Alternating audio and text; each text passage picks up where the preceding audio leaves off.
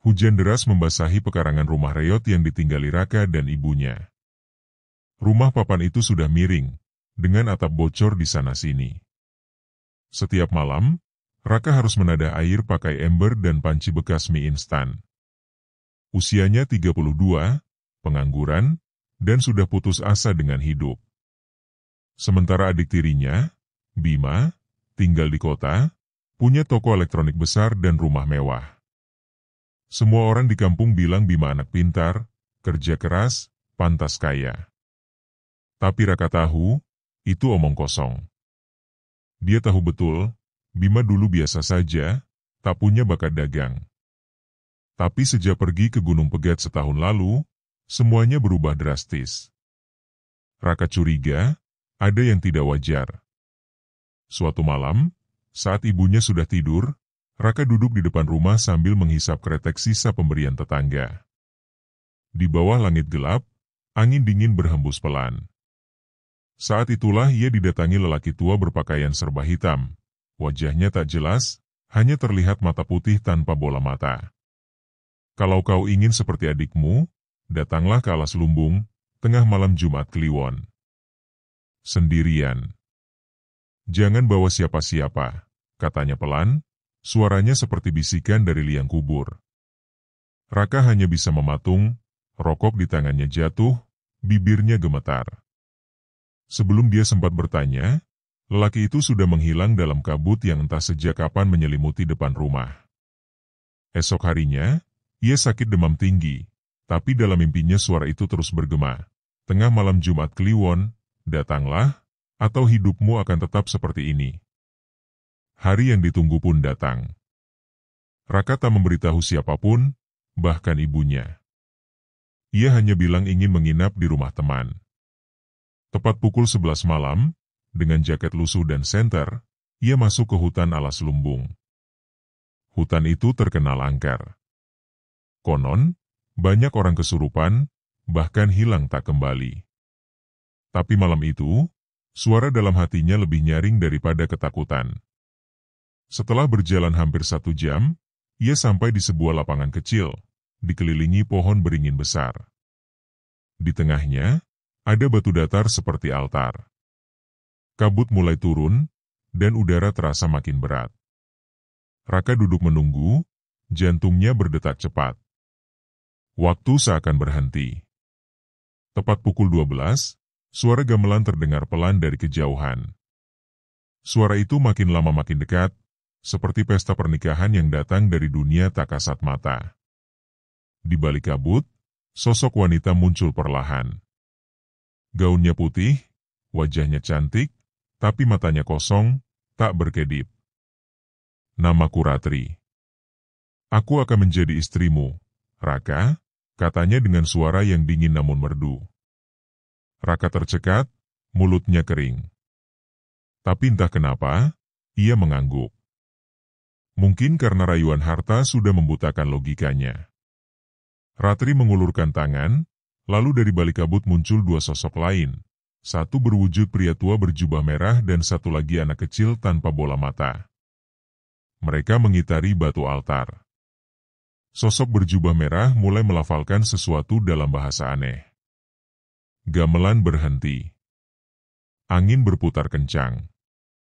Raka merasa tubuhnya ditarik ke dimensi lain. Saat tersadar, ia sudah duduk berdampingan dengan Ratri di atas batu, di hadapan penghulu gaib itu. Mulai malam ini, kau suaminya. Ia memberimu kekayaan. Tapi kau harus setia, tak boleh menikahi manusia. Bila melanggar, nyawamu bukan satu-satunya yang jadi taruhan. Selesai upacara, Ratri mencium kening Raka. Dinginnya mencucuk tulang. Keesokan paginya, Raka bangun di depan rumahnya. Tangannya menggenggam bungkusan kain putih. Saat dibuka, isinya perhiasan emas dan segepok uang 100 ribuan. Hatinya campur aduk antara takut dan bahagia. Ia segera sembunyi di kamar, memastikan tak ada yang melihat. Dari hari itu, hidupnya berubah. Ia mulai berdagang kecil-kecilan, lalu dalam hitungan minggu, Omsetnya naik drastis. Orang-orang kampung heran, bahkan ibunya tak percaya.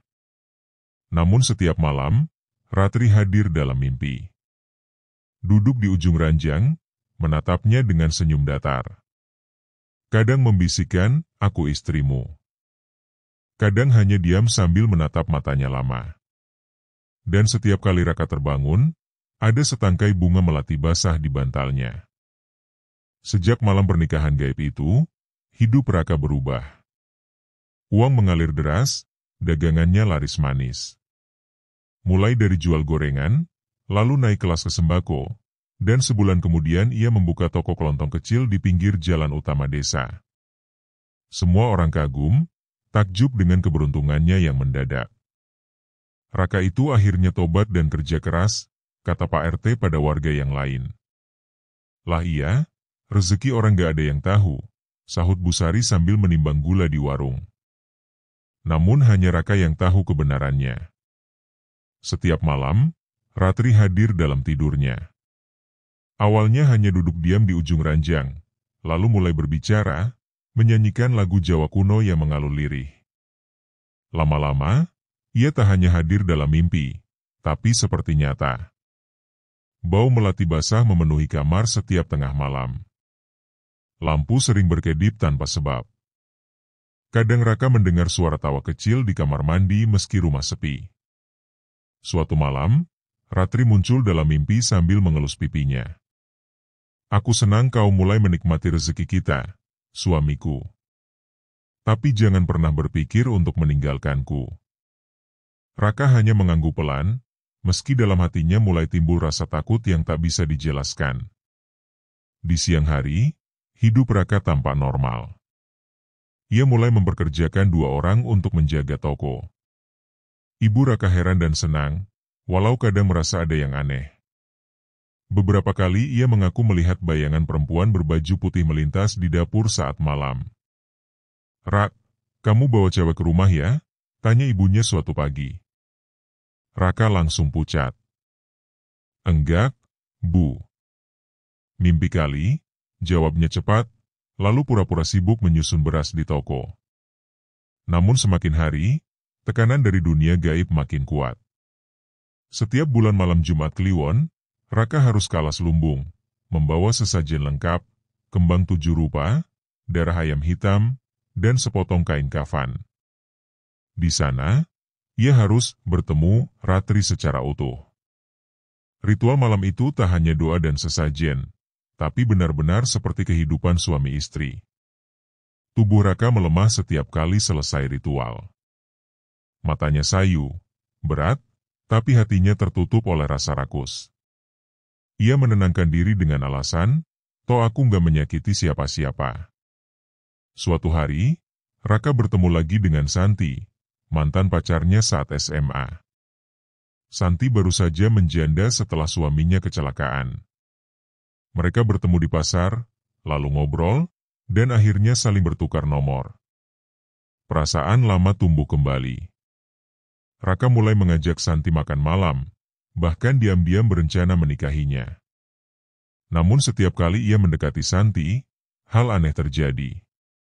Tiba-tiba motor Raka mogok saat hendak menjemput Santi. Pernah juga Santi mimisan hebat saat mereka makan berdua. Dan malam harinya, Raka mimpi buruk, Ratri menjerit, menangis darah, sambil menggigit lidahnya sendiri. "Aku bilang jangan hianati aku. Kau milikku, Raka." "Milikku." Raka terbangun dengan tubuh berkeringat, dan lidahnya terasa perih seperti tergigit. Di cermin kamar, ada tulisan dari embun, "Jangan main-main dengan perasaan makhluk gaib." Beberapa hari setelah itu, Santi jatuh sakit aneh.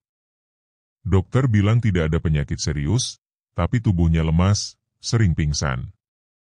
Wajahnya pucat dan selalu mengigau menyebut nama Raka dengan nada panik. Ibunya Santi, seorang perempuan tua yang masih memegang adat Jawa, langsung mendatangi Raka. "Kamu main apa, Nak?" tanyanya tajam.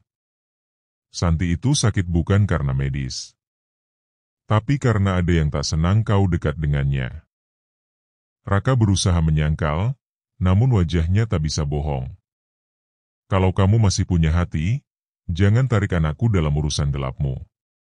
Dunia ini luas, tapi langit gak bisa ditipu, ucap Ibu Santi sebelum pergi meninggalkannya. Raka mulai bingung. Ia mencintai Santi, tapi juga terjebak dalam perjanjian dengan Ratri. Pernikahan gaib itu bukan hanya janji di alam mimpi. Itu ikatan nyata, yang bila dilanggar, bisa membunuh siapapun yang dekat dengannya. Tapi semakin ia menjauhi Santi, rasa bersalahnya menggunung. Suatu malam, ia memberanikan diri bicara dalam hati saat melihat asap dupa mengepul. Ratri, aku minta izin, hanya menikah secara lahir, bukan karena cinta. Namun malam itu, Ratri tak datang dalam mimpi. Yang datang justru lelaki tua berjubah merah yang pernah jadi penghulu di malam gaib itu. Matanya merah menyala, wajahnya menghitam, dan suaranya menggelegar. Kau durhaka. Kau lupa siapa yang memberimu semuanya. Hukumannya akan dimulai dari orang yang paling kau sayangi. Raka terbangun dengan napas tersengal. Telepon genggamnya berdering. Sebuah kabar menghantam hatinya. Santi koma. Kabar Santi koma membuat Raka panik bukan main. Ia langsung melesat ke rumah sakit, meninggalkan tokonya dalam keadaan terbuka. Sesampainya di ruang ICU, ia melihat tubuh Santi terbujur lemah dengan alat bantu napas menempel di wajah. Matanya terpejam, bibirnya pucat, dan selang infus menjulur di tangan mungilnya. Kenapa ini terjadi? Bisik Raka, suara tercekat. Ibunya Santi menatap tajam, air mata tak berhenti menetes. Kamu yang bawa malapetaka, Nak. Anak saya sehat sebelum kamu datang lagi. Sejak kamu dekat, dia mimpi buruk terus. Dan sekarang, perempuan tua itu mengusap air matanya dengan kain lusuh. Dia sekarat. Raka ingin menjelaskan semuanya, tapi siapa yang akan percaya bahwa ia menikah dengan makhluk gaib? Bahwa ia tidur dengan sosok tak kasat mata dan setiap malam Jumat Kliwon harus menyerahkan persembahan di tengah hutan? Itu akan terdengar seperti orang gila. Maka Raka hanya bisa diam, menunduk dalam-dalam. Malam itu, ia pulang dengan langkah lunglai. Rumahnya hampa, tapi aroma melati menusuk lebih kuat dari biasanya. Pintu kamar terbuka sendiri saat ia mendekat. Di dalam, sosok Ratri sudah menunggu. Duduk di tepi ranjang dengan gaun pengantin putih yang sama seperti malam pertama mereka. Aku tahu kau menangis, ucapnya lembut. Dan aku tahu siapa yang kau tangisi. Raka menelan ludah. Aku tak pernah bermaksud mengkhianatimu, Rat. Lalu kenapa kau ingin menikahi perempuan itu? Karena aku butuh seseorang yang nyata, yang bisa kulihat, kusentuh. Raka berkata lirih, tapi suaranya gemetar. Ratri berdiri perlahan. Langkah kakinya nyaris tak bersuara. Kau lupa, Raka.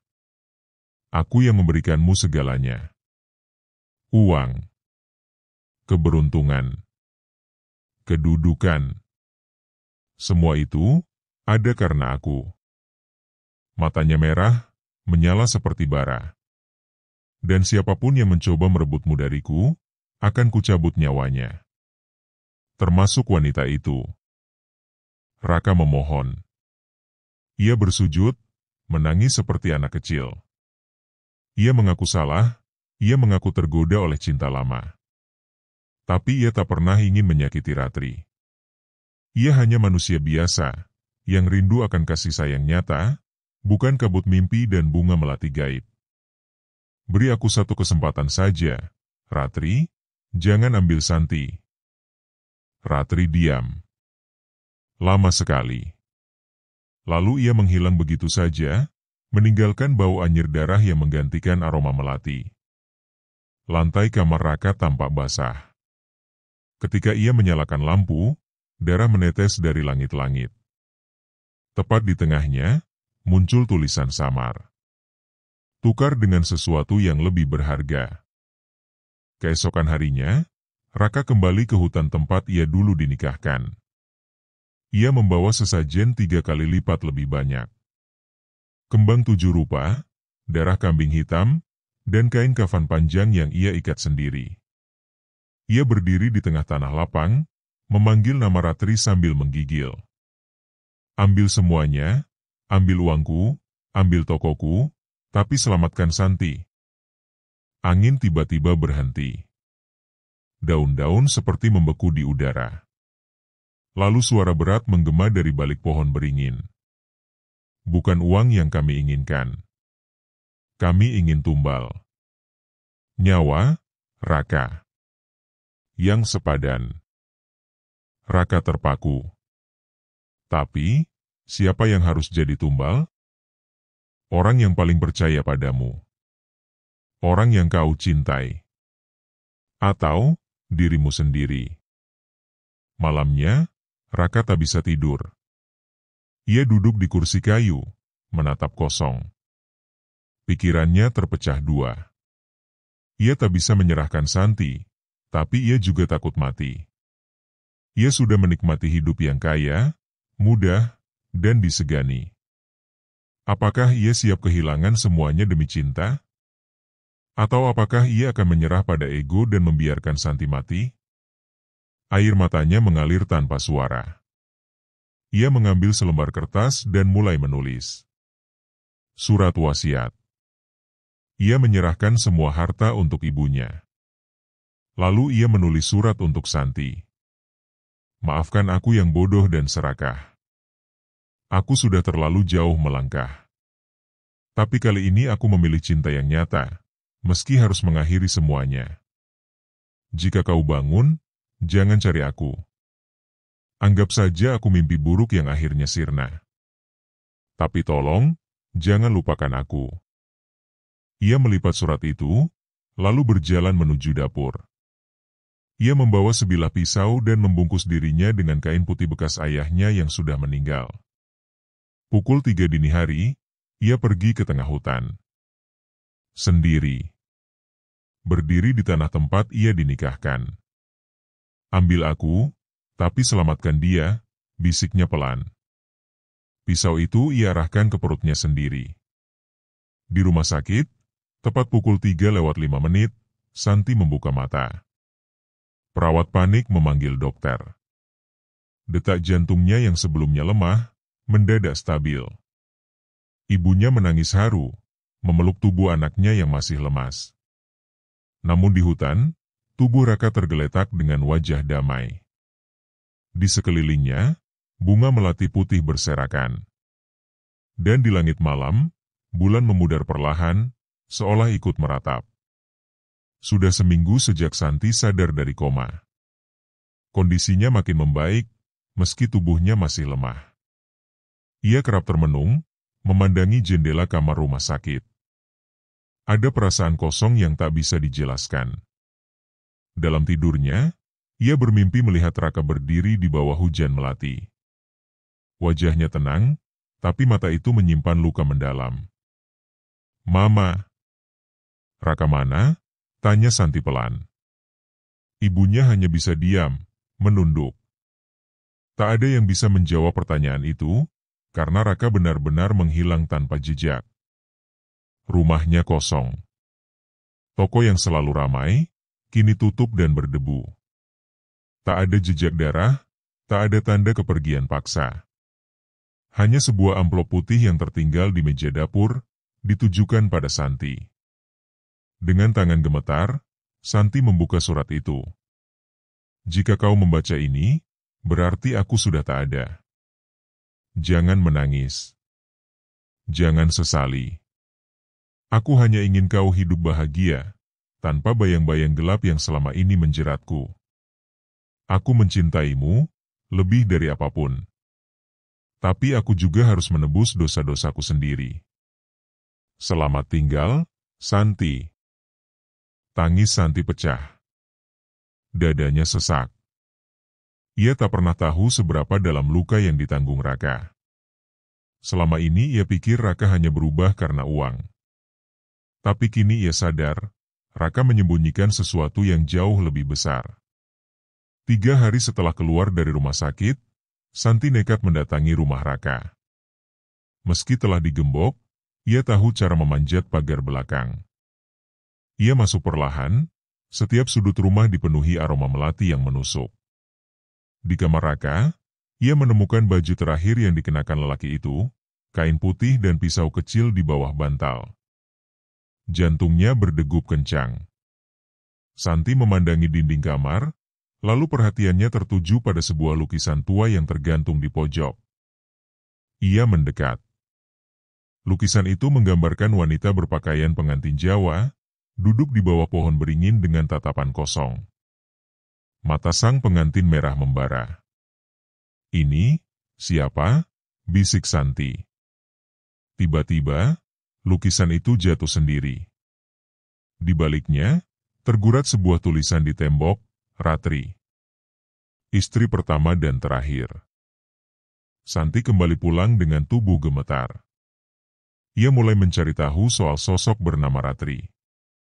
Ia menggali informasi dari internet, bertanya ke dukun, bahkan ke sesepuh kampung. Semua jejak mengarah ke satu lokasi, Gunung Merapi, sisi timur, tempat legenda pernikahan gaib sudah beredar sejak ratusan tahun lalu. Konon, Ratri adalah siluman perempuan cantik yang dulunya menjadi istri dari pangeran kerajaan. Namun setelah dikhianati dan dibunuh secara tragis, arwahnya gentayangan, mencari suami baru yang bisa menebus rasa sakitnya. Mereka yang menikah dengannya akan diberi kekayaan luar biasa, dengan satu syarat, tidak boleh mencintai manusia lain. Jika syarat itu dilanggar, maut menjemput. Baik bagi sang lelaki, atau orang yang dicintainya. Tak lama kemudian, tubuh Raka ditemukan oleh penduduk desa di kaki gunung, dalam posisi seperti orang bersujud. Anehnya, jasadnya masih utuh, seolah baru meninggal 1 jam lalu.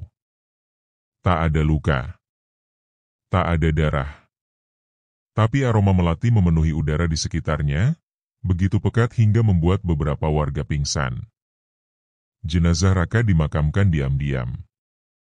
Hanya beberapa warga dan petugas desa yang tahu. Tidak ada upacara. Tidak ada keluarga yang datang, karena Raka memang anak yatim piatu sejak remaja. Yang tersisa hanya Santi, datang di tengah gerimis, memeluk pusara tanah dengan tangis tertahan. "Aku minta maaf, Ka, aku datang terlambat," lirihnya. Sejak kematian Raka, hidup Santi berubah. Ia merasa terus diawasi. Bayangan perempuan bergaun putih sering muncul di cermin, berdiri di sudut kamar, atau sekadar lewat di pinggiran mata. Setiap malam Jumat Kliwon, pintu rumahnya menggedor sendiri. Kadang ada suara perempuan menyanyi tembang Jawa dari loteng. Ia tahu, Ratri belum pergi. Hingga akhirnya, Santi memutuskan pergi dari kota. Ia menetap di desa kecil, bekerja sebagai guru SD. Meninggalkan semua kenangan. Tapi meski jauh, rasa bersalah dan cinta pada Raka tak pernah padam. Setiap malam, ia menyalakan lilin dan menaburkan bunga melati ke dalam mangkuk kecil. Untuk Raka. Untuk cinta yang dibayar dengan nyawa. 10 tahun telah berlalu sejak kematian Raka. Santi menjalani kehidupan sederhana di desa pegunungan kecil di Jawa Tengah. Ia dikenal sebagai guru teladan, ramah dan penyayang, namun selalu menyimpan aura kesedihan yang dalam. Tak ada satupun lelaki yang mampu mendekati hatinya. Ia menutup pintu bagi cinta sejak pusara Raka menelannya. Namun, tak berarti ia hidup damai. Malam-malamnya tetap dihantui suara perempuan menangis, bayangan gaun putih yang berdiri di balik jendela, serta aroma melati yang tiba-tiba muncul saat bulan purnama menggantung di langit. Ratri belum pergi. Dan Santi tahu, selama perjanjian itu belum ditebus tuntas, arwah gaib itu akan terus menagih. Hingga suatu malam, seorang kakek datang mengetuk pintu rumahnya. "Kamu Santi?" tanya lelaki tua berjubah putih lusuh. Santi mengangguk. Bapak siapa? Aku Mbah Widodo. Dulu Raka pernah menemuiku, sebelum menikahi Ratri. Mata Santi membelalak. Ia mempersilakan Mbah Widodo masuk. Di ruang tamu, lelaki tua itu menceritakan semuanya.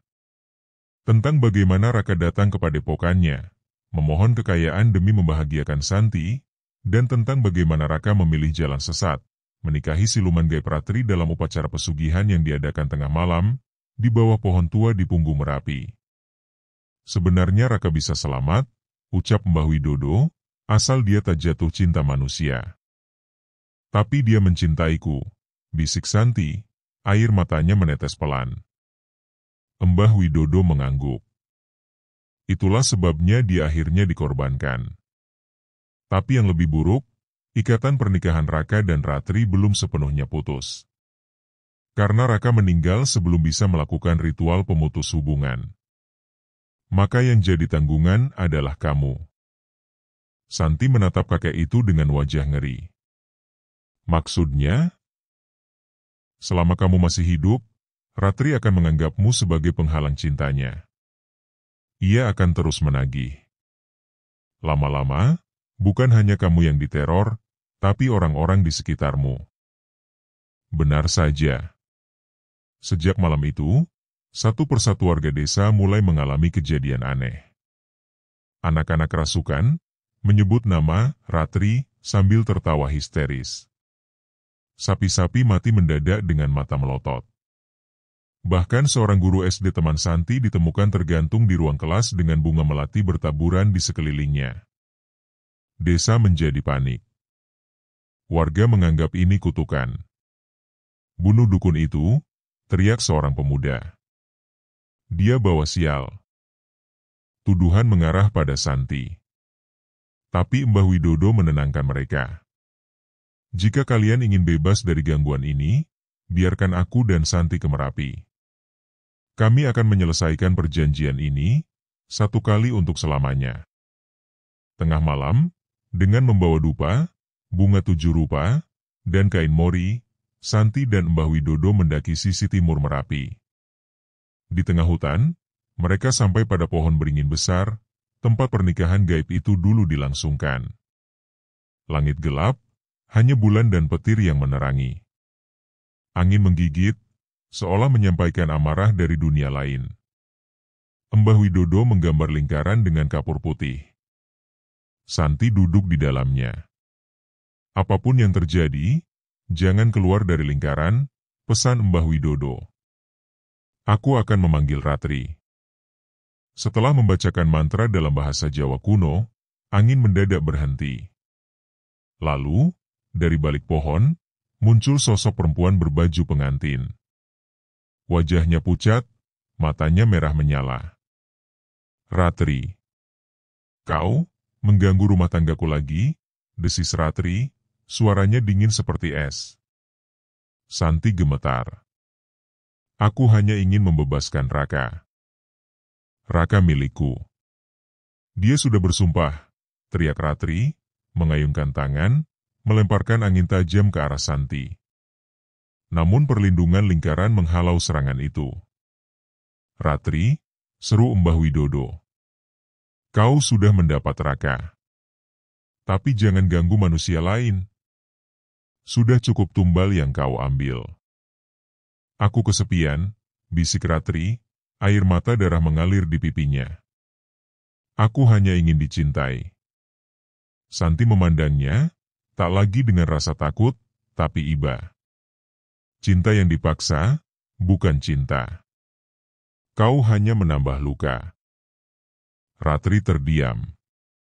Sosoknya mulai goyah, transparan seperti kabut. Tangisnya bergema di hutan. Kalau begitu, izinkan aku membawa Raka. Tidak bisa, jawab Mbah Widodo. Raka sudah kembali pada Sang Pencipta. Tapi kamu bisa ikut dia, jika rela. Ratri menatap langit. Lalu tersenyum kecil. Perlahan, tubuhnya terangkat, terurai jadi butiran cahaya, lalu menghilang bersama semilir angin. Hening. Dupa padam. Pohon beringin kembali diam. Sejak malam itu, desa kembali tenang. Tak ada lagi suara tangis atau aroma melati yang menyesakkan. Santi kembali mengajar, hidup sederhana seperti biasa. Tapi tiap malam Jumat Kliwon, ia menyalakan satu lilin di kamarnya, duduk diam sambil menabur bunga ke udara. Bukan untuk memanggil, tapi untuk mengenang. Raka, dan cinta yang harus ditebus dengan nyawa. Tamat.